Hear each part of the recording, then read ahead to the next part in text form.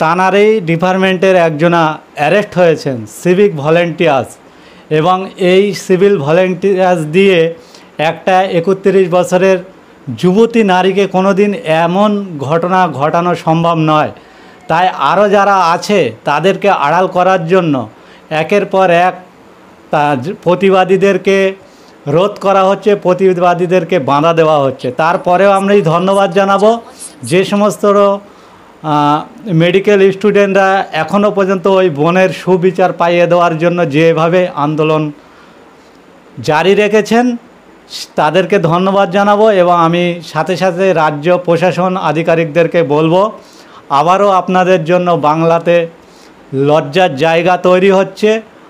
আমরা দেখছি, কিছুদিন পূর্বে আমরা দেখেছি উড়িষ্যাতে বাঙালিদেরকে তাড়িয়ে দেওয়া হচ্ছে, সেইখান থেকে বাঙালিদেরকে ধিক্কার জানাচ্ছে। আস্তে আস্তে এই লজ্জাটা সারা দেশে পৌঁছে যাবে। আমরা সন্দেশখালির ঘটনা দেখে আমরা বিভিন্ন জায়গা থেকে দেখেছিলাম যে বাংলার এই কুরুচিকর ঘটনার জন্য বাংলাকে অপমানিত হতে হয়েছে। তাই আমি মাননীয়াকে বলবো, নাটকের জায়গা থেকে বেরিয়ে এসে যারা সঠিক অপরাধী তাদেরকে দৃষ্টান্তমূলক শাস্তি দেওয়ার জন্য ভারতবর্ষের আইন ব্যবস্থা, ভারতবর্ষের সংবিধানের ওপরে আস্থা রেখে সাজা দেওয়ার জন্য বলবো। শুধু নাটকীয় ঘটনা কথা বলে চলে গেলাম যে আমি ফাঁসির দাবি করছি, আর আপনার ভাইপো বলল যে তাকে এনকাউন্টার করে মারা দরকার।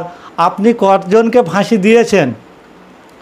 যখন হাঁসখালিতে বার্থডে পার্টিতে একটা বোনের দেহকে নিয়ে ছিন্ন বিচ্ছিন্ন করে তাকে মেরে দিয়েছিলেন, আপনি তাকে কি বলেছিলেন?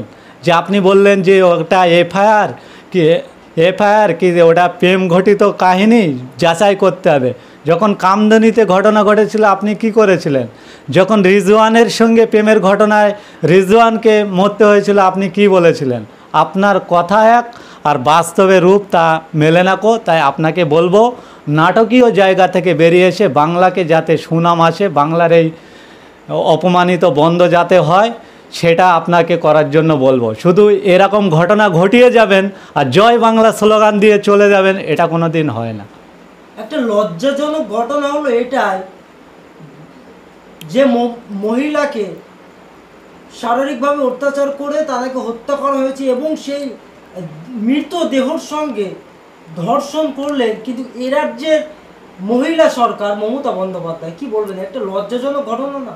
দেখেন, আমি আবারও বলছি, তৃণমূল কংগ্রেসের একাধিক নেতারা তারা স্টেজে দাঁড়িয়ে একরকম কথা বলে কিন্তু বাস্তবে তার উল্টোর দিকে চলে। আমার রাজ্যের মুখ্যমন্ত্রী হচ্ছে একজন মহিলা।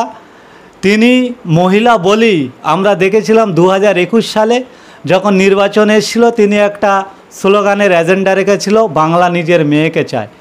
তাই বাঙালিরা জাতি ধর্ম বর্ণ নির্বিশেষে তানার উপরে আস্থা রেখে তানাকে ফের পুনরায় মুখ্যমন্ত্রীর জায়গা দিয়েছেন। কিন্তু বাংলা নিজের মেয়েকে চায় বলে ভোট দিয়েছিলেন জোড়া ফুলের প্রতীকে, জোড়া ফুল আসার পরে কি সেই বাংলার নারীরা সুরক্ষিত আছে? সেটা বাংলার মানুষকে ভাবতে হবে। যে বাংলার মুখ্যমন্ত্রী একজন নারী, এ রাজ্যের নারীরা কত সুরক্ষিত আছে, আজকের নারীরাও আন্দোলন করতে নেমে পড়েছে। আমি জানি না আমাদের প্রতিবেশী দেশ বাংলাদেশের মতন অবস্থা হয় কি না, আমরা ভয় লাগছে, আমাদের আশঙ্কা হচ্ছে হয়তো বাংলাদেশের মতন আমাদের রাজ্যের এমন ঘটনা ঘটে যেতে পারে। সেটা হলেও একটা সারা বিশ্বের কাছে, সারা দেশের কাছে আমাদের লজ্জায় জায়গায় পৌঁছে যেতে হবে। তাই যারা এই যে পদ অধিকার নিয়ে বসে আছেন, বিশেষ করে পুলিশ মন্ত্রীর দায়িত্বে যিনি আছেন এবং তিনিই তো স্বাস্থ্যমন্ত্রীর দায়িত্বে আছেন, এই দুটো পদের দায়িত্বে থাকা ঘটনা এটা। তাই আপনাকে বলবো, আপনি একটু নড়ে বসুন আর কোনো রাজনৈতিক কালার ভুলে গিয়ে স্বতন্ত্র দেশ, স্বতন্ত্র দল হিসাবে, স্বতন্ত্র মুখ্যমন্ত্রী হিসাবে আপনি বিচার করুন। আপনার দলের নেতারা বলে আপনি নাকি মানবিক মুখ্যমন্ত্রী। আপনি যদি সত্যিকারের মানবিক মুখ্যমন্ত্রী হয়ে থাকেন, মানবিক দিক দিয়ে, সার্বিক দিক দিয়ে যাতে ওই পরিবার সুবিচার পায় এবং যারা অপরাধী দৃষ্টান্তমূলক সাজা দিয়ে তাদের সাজার জায়গা করে দেন।